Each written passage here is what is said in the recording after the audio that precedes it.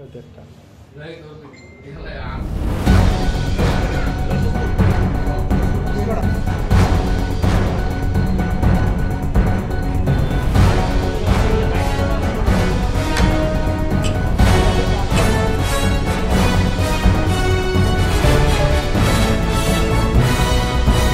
গোপন সূত্রের খবরের ভিত্তিতে আমাদের একটা জিনিস জানা হয় যে বর্ডারিং এরিয়াতে কিছু গাঁজা পাচারকারীরা ওদিকে কিছু আনাগোনা আছে।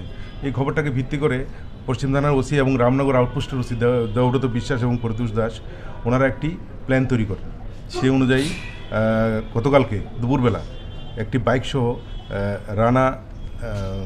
রানা শেখ নামে একটি যুবককে আটক করা হয়। তার কাছে 22 কেজি গাঁজা পাওয়া যায় এবং দুটো মোবাইল উদ্ধার করা হয়। তবে এই রেডে বর্ডারিং বিএসএফ সর্বতোভাবে আমাদেরকে সহযোগিতাও করেছে। কত টাকার মাল ধরা হয়েছে? নট লেস দেন 3-4 লাখ তো হবেই। যাকে ধরা হয়েছে সে কি করে এবং তার বাড়ি কোথায়? সে তো গোয়ালাবস্তি তার বাড়ি। কি করে বলতে তাকে তো এইভাবেই পেলাম, বাকি ইন্টারোগেশন চলছে, ওর টোটাল হিস্ট্রি বার করানো। তার সাথে আর কি জড়িত আছে? আর সেটা ইন্টারোগেশন বলতে ওকে পুলিশ রিমান্ডের প্রেয়ার দেওয়া হয়েছে। রিমান্ডে আনার পর কোথা থেকে ধরা হয়েছে? ওকে ধরা হয়েছে শর্মালুঙ্গা, অ্যাকচুয়ালি লঙ্কামোড়া, যেটা শর্মালুঙ্গা, যে জায়গাটাকে শর্মালুঙ্গা বলা হয়, ওইখানে।